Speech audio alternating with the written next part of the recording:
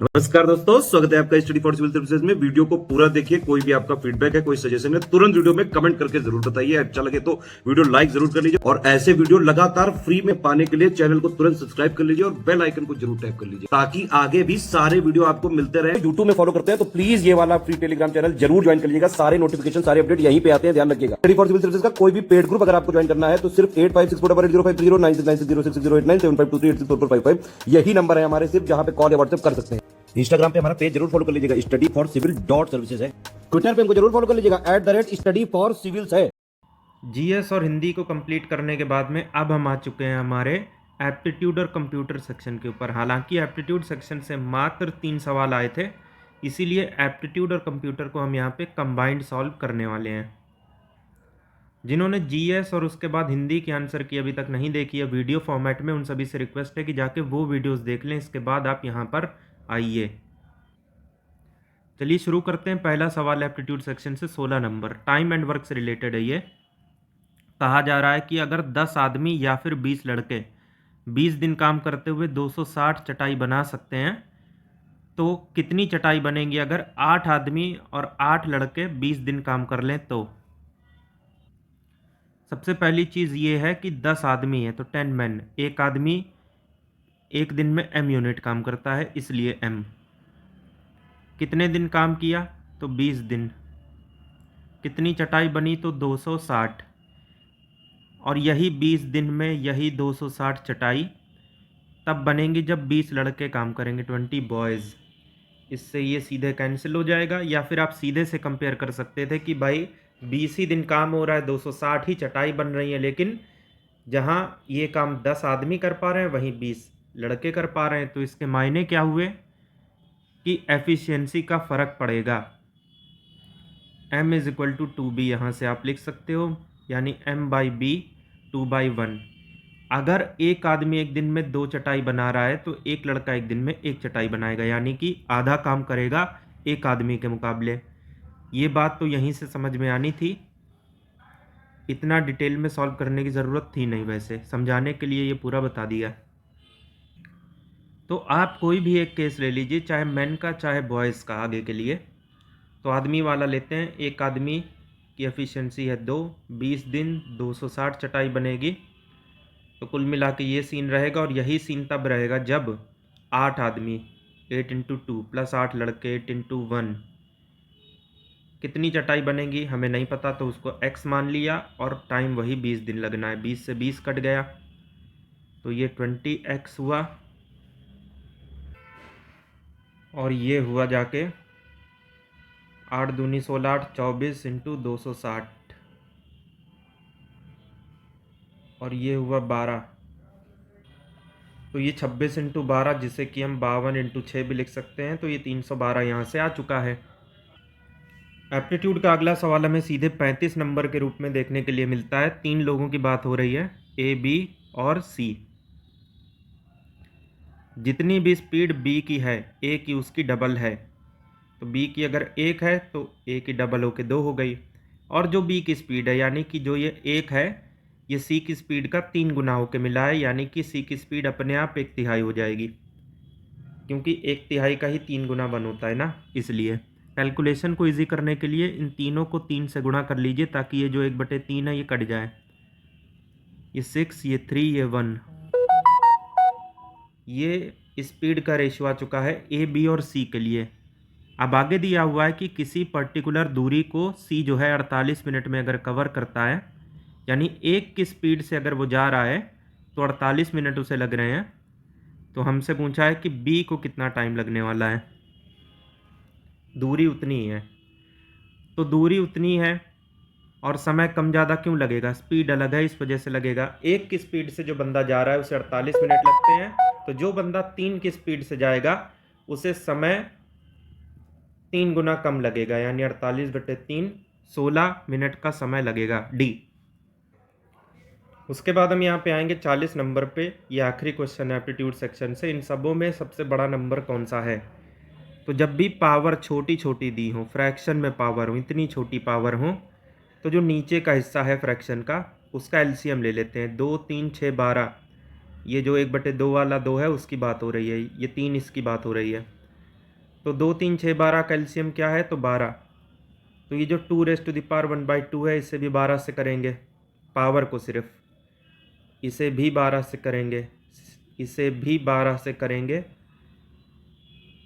इसे भी 12 से करेंगे, तो ये 12⁻1 12 हुआ, ये 6 का स्क्वायर 36 हुआ, ये 3⁻4 81 हुआ, और ये 2⁻6 64 हुआ। तो इन सबों में सबसे बड़ा नंबर है 81, जो कि हमें 3 1/3 की वजह से मिल रहा है, तो सबसे बड़ा नंबर तो यही हुआ, सी। देखिए एक और मिल गया, इसे भी लगे हाथ सॉल्व कर ही लेते हैं। किसी बंदे ने 784 रुपये की चीज़ खरीदी 12% जीएसटी देने के बाद, तो अगर उसने जीएसटी नहीं दिया होता तब वो चीज़ उसको कितने की पड़ती। यानी कि जो भी एमआरपी है उससे वो 12% एक्स्ट्रा दे आया जीएसटी के तौर पे, यानी 112% हुआ 784।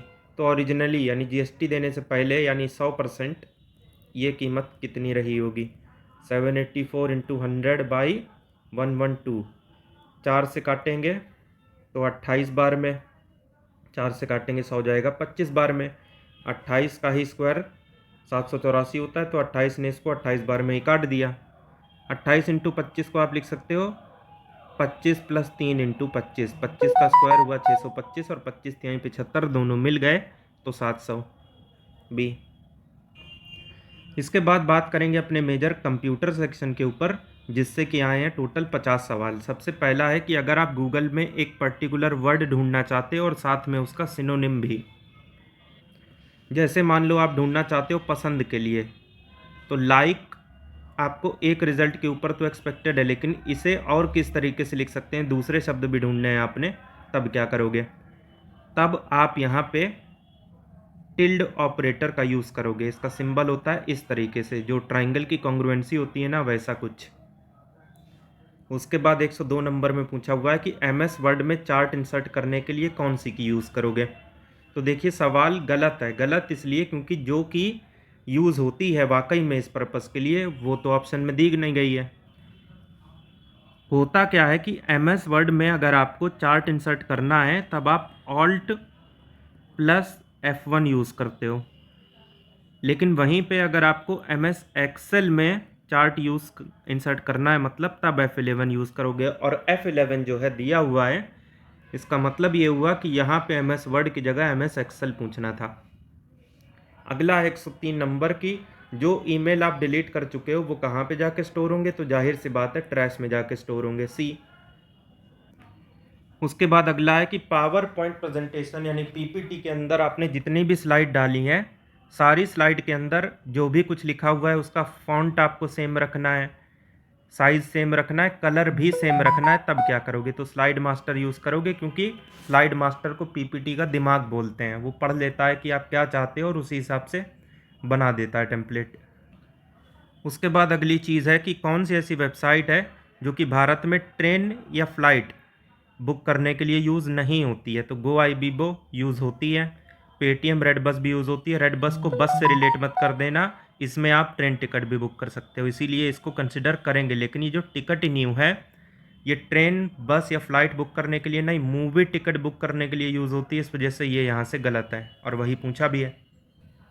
यूपीपीसीएस का जो हमारा लास्ट ग्रुप है पेड ग्रुप वाला, इस बार वाले 2024 के लिए क्रैश कोर्स की फॉर्म में हमारा चल रहा है। अधिक जानकारी प्राप्त करने के लिए इन तीनों नंबर पे कॉल करिए और व्हाट्सएप करिए इस पर्टिकुलर नंबर पर, इस पे कॉल करना अलाउ नहीं है।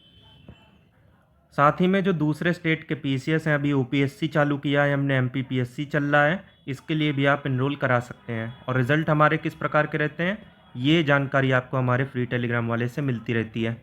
सारे के सारे प्रूफ जो भी हमारे क्वेश्चंस आते हैं रियल एग्ज़ाम में कंटेंट से, वो सब दिए रहते हैं। इसका भी हमने दिया है, आप जाके चेक कर सकते हैं। अगला सवाल है कि अगर आप कोई ईमेल लिख रहे हो और आपका मन हुआ कि चलो अभी नहीं लिखते हैं, इसको बाद में भेजते हैं, तो आधा कंप्लीट करने के बाद में उसको अधूरा छोड़ के आप चले गए, तो वो जो अधूरा ईमेल है कहाँ जाके स्टोर होगा, तो जाहिर सी बात है वो ड्राफ्ट में जाएगा। और नेक्स्ट आते हैं 107 नंबर के ऊपर, जहाँ पे हमसे पूछा हुआ है कि कौन सा ऐसा प्लेटफॉर्म है जिसका यूज़ आप करते हो अपने विचार व्यक्त करने के लिए, मतलब रिटन फॉर्म में, वीडियो बनाना अलाउ नहीं है। उसके बाद अपने व्यूज़ रखने के लिए कि क्या किसी चीज़ के बारे में आप सोच रहे हो, करियर एडवाइस देने के लिए, यानी कोरा टाइप का प्लेटफॉर्म। तो इसे बोलते क्या है, ब्लॉग बोलते हैं। आज से करीब 12-13 साल पहले ये चीज़ बड़ी पॉपुलर थी, लेकिन अब ये धीरे धीरे फेड होती जा रही है यूट्यूब के ज़माने की वजह से। यूट्यूब पे ही आप ये वीडियो देख रहे हैं तो आप समझ सकते हैं कि इस वक्त इसका कितना पॉपुलरिज्म बढ़ रहा है। बाकी गूगल, व्हाट्सएप आप जान ही रहे हो किस चीज़ के लिए यूज़ होता है। 108 नंबर में पूछा हुआ है कि किसी भी पीपीटी के अंदर कोई भी प्रेजेंटेशन है तो कौन सी स्लाइड कब अपीयर होगी, ये चीज़ सेट करने के लिए किस प्रकार का ऑप्शन आप सिलेक्ट करोगे, तब आप जाओगे रिहर्स टाइमिंग के ऊपर। इसे आप बोलते हो कस्टम टाइमिंग सेट करना। उसके बाद 109 है कि ऐसी वेबसाइट जिससे HTML के साथ साथ PHP, MySQL और इवन पाइथन भी कभी कभी यूज़ होता है, तो क्या कहते हैं ऐसी वेबसाइट को, तो आप इसे बोलते हो डायनेमिक वेबसाइट। ये एक ऐसी वेबसाइट होती है जिसका कंटेंट आपकी लोकेशन के हिसाब से बदलता रहता है।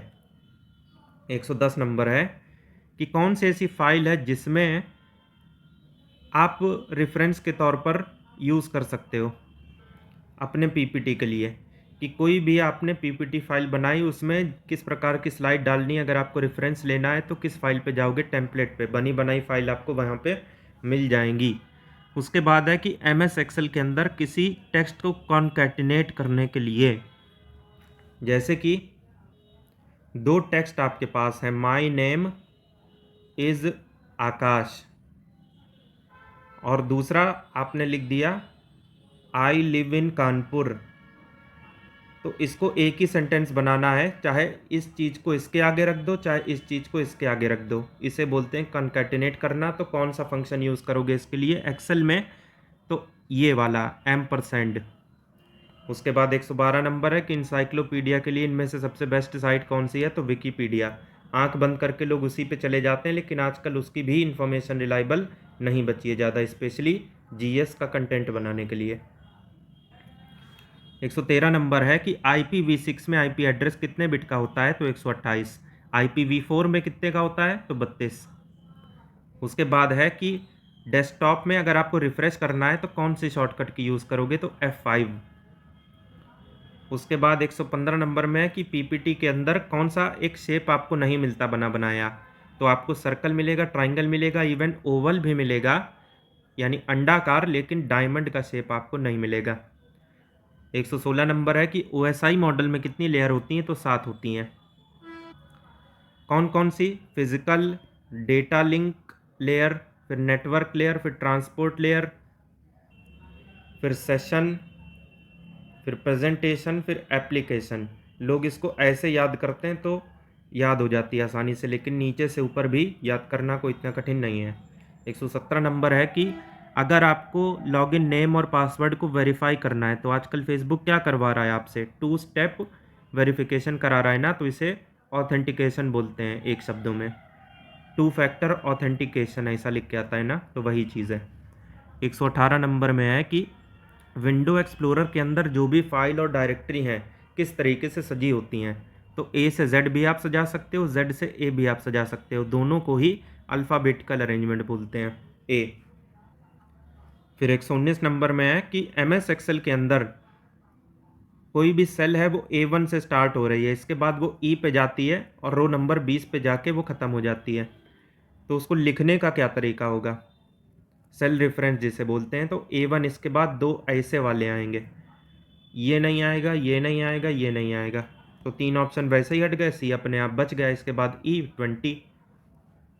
120 नंबर में है कि कोई भी स्लाइड है उसमें आपको एनिमेशन डालना है, तब क्या करोगे, मोशन इफेक्ट डालना है, तो एनिमेशन स्कीम का यूज़ करोगे, B। MS वर्ड के अंदर अगर आपको लिस्ट बनानी है, जैसे मान लो घर का सामान ही लिख रहे हो कि 50 ग्राम गरम मसाला, 50 ग्राम जीरा पाउडर, 100 ग्राम गरी, ये सब, तो इसकी लिस्टिंग बनानी है, तो क्या करोगे, बुलेट्स एंड नंबरिंग वाले ऑप्शन पे जाओगे, B। उसके बाद है कि इनमें से प्रोग्राम ग्रुप कौन सा है। प्रोग्राम ग्रुप का मतलब है कि एक ऐसा ऑप्शन जिसमें कई सारे प्रोग्राम शामिल हों, तो पेंट सिंगल प्रोग्राम है, उसमें कई सारे प्रोग्राम नहीं आते। वर्ड में भी वही चीज़ है, लेकिन एक्सेसरीज में कई सारे प्रोग्राम एक साथ नज़र आते हैं। सेल की एंट्री काउंट करने के लिए आप किस फंक्शन का यूज़ करोगे एक्सेल के अंदर, तो काउंट फंक्शन का। किसी भी सेल में कितनी एंट्रियाँ ये आपको यहीं से पता चलेगी। 124 है बुकमार्क का क्या काम है। तो जिस तरीके से आप किसी सोसाइटी में जाते हो, वहाँ पे जाके एंट्री करते हो, बताते हो कि किस फ्लैट नंबर में जाना है, किस काम से, तो वो सोसाइटी आपका रिकॉर्ड रख लेती है कि आप इस सोसाइटी के अंदर आ रहे हो। वैसे ही इंटरनेट की दुनिया में किसी भी वेबसाइट पे जब आप जाते हो तो वो आपका डेटा रिकॉर्ड कर लेती है कि इस आईपी एड्रेस से ये वाला बंदा हमारे पास आया था। तो save a website's URL for future reference, see. उसके बाद 125 नंबर में है कि ऐसे ईमेल जो कि ऑथेंटिक नज़र नहीं आते, सिर्फ एडवर्टीजमेंट होता है उसमें कॉमर्शियल पर्पसेस के लिए, तो उसे क्या बोलते हैं, स्पैम। 126 नंबर में है कि अगर आपने बिना सब्जेक्ट लिखे ईमेल सेंड कर दिया तो क्या होगा, क्या वो ईमेल चला जाएगा या फिर कोई वार्निंग मिलेगी आपको। उस हिसाब से अपना ऑप्शन सिलेक्ट कीजिए। तो सबसे पहले एक पॉपअप खुल के आएगा आपके सामने, प्रॉम्प्ट करेगा आपको कि भाई सब्जेक्ट आपने नहीं लिखा है इसके लिए, तो ये चीज़ आपको सी ऑप्शन में नज़र आ रही है। उसके बाद ये है कि किसी भी एक्सेल शीट के अंदर अगर आपको फंक्शन लाइब्रेरी पे जाना है, यानी ऐसी जगह पे जाना है जहाँ कई सारे फंक्शन उपलब्ध हों, तो क्या करोगे। सबसे पहले फार्मूलाज पे जाओगे, इसके बाद फंक्शन की लिस्ट आपको नज़र आएगी। ए यूएसबी का फुल फॉर्म क्या है 128 नंबर में, तो universal serial buzz, system buzz मत समझ लेना, कन्फ्यूज़न होता है लोगों को। उसके बाद है कि टास्क पेन में कौन सी चीज़ उपलब्ध नहीं है, तो गेटिंग स्टार्टेड है, सर्च रिजल्ट है, लेकिन क्लिप आर्ट नहीं है। सॉरी, क्लिप आर्ट भी है लेकिन वर्ड आर्ट आपको नहीं मिलेगी, इसके लिए आपको इंसर्ट ऑप्शन पे जाना पड़ेगा। इसके बाद 130 नंबर में है कि कोई भी जैसे वर्ड लिखा आपने या फिर सेंटेंस लिखा, तो जो जो स्मॉल में है उसे आपने कैपिटल में बनाना है और जो कैपिटल में है उसे आपने लाना है स्मॉल में। तो ये जो इंटर कन्वर्जन है इसके लिए आप क्या टर्म यूज़ करते हो, तो टॉगल केस। ए इस चीज़ की शॉर्टकट की क्या होती है वैसे, तो शिफ्ट प्लस F3। 131 नंबर में कॉपी और पेस्ट के लिए शॉर्टकट पूछा है, तो कंट्रोल सी और कंट्रोल वी डी। बाकी कंट्रोल जेड होता है अंडू के लिए। जैसे मान लो मैंने ये गोला बनाया, तो इस गोले को मुझे ऐसे गायब करना है, तब मैं क्या करूँगा एम एस वर्ड के अंदर, तो कंट्रोल जेड। यहाँ पे हमारा टैब है, इस वजह से हम ये सब बिना किए भी ये कर सकते हैं। कंट्रोल एक्स मतलब कट करना, कंट्रोल ए मतलब ये 1 से लेकर 150 क्वेश्चन का एक एक शब्द अगर हमको सिलेक्ट करना है किसी भी काम के लिए, तो कंट्रोल ए करेंगे। ऑपरेटिंग सिस्टम क्या है, तो वो एक सिस्टम सॉफ्टवेयर है, वो पेरिफेरल नहीं है, क्योंकि ऑपरेटिंग सिस्टम का कोई तार नहीं है जिसे आप सीपीयू से जोड़ लोगे। वो कोई हार्डवेयर नहीं है जिसे आप इंस्टॉल कर लोगे। वो एप्लीकेशन सॉफ्टवेयर नहीं है जो आपको कोई पर्टिकुलर काम दे देगा, जैसे वर्ड, पेंट, ये सब। 133 में पूछा है कौन सी ऐसी शॉर्टकट की है जिसमें आप किसी भी पीपीटी के अंदर अभी से लेके स्लाइड शो शुरू कर सकते हो, मतलब जिस भी स्लाइड पे आप खड़े हो वहीं से आपका स्लाइड शो चालू हो जाएगा। स्लाइड शो का तात्पर्य यहाँ पे प्रेजेंटेशन से है, आपको पिछली साइड पर जाने की ज़रूरत नहीं पड़ेगी, तो शिफ्ट प्लस F5 आप इसके लिए यूज़ करोगे। इसके बाद ये है कि किसी भी ईमेल में कोई भी अटैचमेंट जोड़ने के लिए किस आइकन पे आप क्लिक करेंगे, तो पेपर क्लिप आइकन पे। बी कौन सी ऐसी कमांड है जिसको आप यूज़ करोगे एडोब PDF डॉक्यूमेंट को कुछ इस तरीके से जूम करने के लिए कि सारे किनारे आपको दिख जाए। मान लो ये PDF है, तो सारे के सारे किनारे एडजस्ट करना है आपको, तो क्या करोगे, फिट पेज यूज़ करोगे। अगर आप फिट विड्थ यूज़ करते हो तो सिर्फ उसकी चौड़ाई एडजस्ट हो पाएगी। फिट विजिबल अगर आप यूज़ करते हो तो 1:1 के रेशियो में आपको वो PDF दिख पाएगी, यानी कि 100%। जबकि आपको तो जूम करना है, इसके आगे जाना है। इसके बाद आते हैं 136 नंबर पे, गटर मार्जिन का मतलब क्या है। तो मान लो इस किताब को आपको प्रिंट करना है और आपको ये पता है कि इतनी जो स्पेस है ये हमारी बाइंडिंग में चली जाएगी, यानी कुछ यहाँ पे फेविक्विक वगैरह चिपकेगा, कोई यहाँ पे गत्ता लगेगा जिससे सारे के सारे पेज आपस में जुड़ जाएं, किताब का रूप ले लें। तो इतनी जगह में जिसको हम अभी लाल कर रहे हैं इसमें कुछ लिख नहीं पाएगा, तो ऐसा करें, इसके लिए मार्जिन छोड़ दें ताकि जो कुछ भी लिखा जाए वो यहाँ से शुरू हो। इसी प्रकार की मार्जिन को आप बोलते हो gutter margin, which is added to the binding side of the page during printing. D 137 number में ये है कि ईमेल भेजने के माध्यम से अगर आपको कोई कहता है कि आप अपनी क्रेडिट कार्ड का नंबर भेज दो, आप जो है अपना अकाउंट नंबर भेज दो, या फिर एटीएम का जो पिन है वो भेज दो, ईमेल भेज के, ध्यान रखिएगा। तो इस चीज़ को क्या बोलते हैं? फिशिंग बोलते हैं। और ऐसा लगेगा कि आप उस बंदे को जानते हो, आपकी वर्क प्लेस से है, वो आपकी रिश्तेदारी से है, यानी लगेगा ही नहीं कि कोई आपके साथ फ्रॉड कर रहा है। उसके बाद 138 नंबर में है कि हार्डवेयर पहचानिए इन चारों में से। तो इनपुट डिवाइस हो चाहे आउटपुट डिवाइस हो, आपकी बाहर से जुड़ती है वो हार्डवेयर है। सीपीयू हार्डवेयर है, इतना बड़ा आता है। आप मोटरसाइकिल में एक बंदा चला रहा होता है, दूसरा लेके बैठा होता है, ये देखे होंगे आप। बाकी जो डिवाइस ड्राइवर है, ये एक सॉफ्टवेयर होता है, इसकी सीडी अलग से आती है, उसके बाद कुछ कार्यवाही होती है अंदर, तब जाके वो सॉफ्टवेयर आपका काम करता है। तो डिवाइस ड्राइवर आपका हार्डवेयर नहीं है, बाकी सब हैं। तो जहाँ पे 3 नंबर को माना गया है वो सारे ऑप्शन हट जाएंगे, डी यहाँ से सही हो जाएगा। फिर अगला है कि अगर किसी ईमेल की कॉपी आपको ऐसे बंदे को भेजनी है जो आपके लिए नया हो, आप उसको नहीं जानते हो, तो इस प्रकार की कॉपी को क्या कहेंगे? सीसी कहेंगे। 140 नंबर में है कि हेल्प विंडो खोलने के लिए कौन सा शॉर्टकट आप यूज़ करोगे एमएस वर्ड के अंदर? तो इसके लिए आप F1 यूज़ करते हो। जो लोग वर्ड पे डेली बेसिस पे काम करते हैं वो सब ये चीज़ें जाना करते हैं। वैसे 141 नंबर में है कि किसी भी पावर पॉइंट प्रेजेंटेशन के अंदर अगर आपको कोई लिंक ऐड करनी है तो क्या की यूज़ करोगे? कंट्रोल के यूज़ करोगे। एक चीज़ आपको पता होनी चाहिए कि कंट्रोल M और कंट्रोल N में क्या फ़र्क होता है। जो जानते हो कृपया कमेंट करके बताइए। 142 नंबर में है कि कौन सी ऐसी डिवाइस है जिसकी मदद से आप लैन को इंटरनेट से जोड़ पाओगे? तो वो राउटर होता है, सभी को पता है। फिर 143 नंबर में कि कोई मैक एड्रेस है जैसे, तो पहले कितने बिट आपको एनआईसी कार्ड की मैन्युफैक्चरिंग की जानकारी देंगे, सॉरी मैन्युफैक्चरर की, कि जो भी ये आपका एनआईसी कार्ड है ये बनाया किसने है, ये चीज़ की इन्फॉर्मेशन आपको कितने बिट से मिलती है? तो शुरुआती 3 बिट से। कुकी का काम क्या है? तो उसका काम यही है कि जो भी हम सर्फिंग वगैरह कर रहे हैं इंटरनेट में, तो किस प्रकार के कीवर्ड हम डालते हैं, कौन सी वेबसाइट पे जाते हैं, ये सब चीज़ों की जानकारी, information about the users web activity. इस पर्टिकुलर चीज़ को डेसिमल में कन्वर्ट करो, तो ये है जैसे 10111, इसे 2⁻0, 2⁻1, 2⁻2, 2⁻3, 2⁻4। अब जहाँ जहाँ पे 1 है तो वो चीज़ आप ले लो। 2⁻4 होता है 16, ये 0 है, इसे छोड़ दो। 2 स्क्वायर 1, 2⁻1 2, सॉरी 2 स्क्वायर 4 होता है। 2⁻0 1, 16 4 20 2 22 21। 146 नंबर है आपका, कौन सा ऐसा टूल है जिसकी मदद से आप MS एक्सेस के अंदर टास्क को ऑटोमेट कर सकते हो?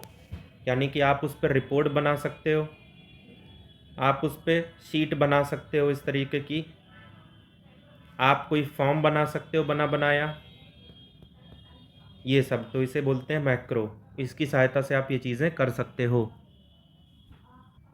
उसके बाद 147 नंबर है कि ये जो सारी चीज़ें हैं इनको क्रोनोलॉजिकल ऑर्डर में लगाओ। Arpa, WWW, hypertext, TCP IP। इसका मतलब आप समझे कि ये जितनी भी चीज़ें हैं जब जब शुरू हुई, इनके सन आपको अगर पता हो तो आप कर लोगे। अरपा आया था 1969 में, WWW 1989 में टिम बर्नर्स लीज को लेकर के आए थे। हाइपरटेक्स्ट आया था सन 63 में, TCP IP आया था 78 में। तो सबसे पहले 1963 यानी हाइपरटेक्स्ट। 3 नंबर से आपने शुरुआत करनी है, तो 3 नंबर सबसे पहले ऑप्शन डी में है, इसको टिक करिए और आगे बढ़िए। इसके बाद आप देख सकते हैं 1969 आएगा फर्स्ट, फिर उसके बाद 1978 आएगा 4, और लास्ट में आएगा 1989 जो कि है 2। उसके बाद 148 नंबर में है, आपको करेक्ट स्टेटमेंट ढूंढने हैं। तो सबसे पहला है कि माइक्रोसॉफ्ट पावर पॉइंट की सहायता से आप मैक्रो को प्ले और रिकॉर्ड कर सकते हो। तो आप ये जानते हैं अच्छी तरीके से कि आप उस पर ऑडियो फाइल बजा सकते हो, वीडियो फाइल बजा सकते हो। सही है ये। पावर पॉइंट के अंदर हाइपरलिंक आप डाल सकते हो, कंट्रोल के जिसकी शॉर्टकट होती है, ये भी सही है। पावर पॉइंट से बाहर जाने का शॉर्टकट है Alt+F10, गलत है ये, सीधे स्केप मार दो बाहर निकल जाओगे। 1 और 2 यहाँ से सही है। इनमें से ऐसा विकल्प चुनिए जिसमें सिर्फ ग्राफिकल फाइल हो। ये क्वेश्चन आप विश्वास नहीं मानेंगे, क्विज ग्रुप में हमने डायरेक्टली कराया हुआ है और आपको ये कहीं ना कहीं हमारी टेस्ट सीरीज़ में भी ज़रूर मिलेगा। तो जेपीजी है, जीआईएफ है, बीएमपी है। पावर पॉइंट के अंदर थीम का ऑप्शन आपको कहाँ मिलेगा? तो आपको डिज़ाइन टैब में जाना पड़ेगा, इसके बाद आपको कई सारी थीम मिलेंगी।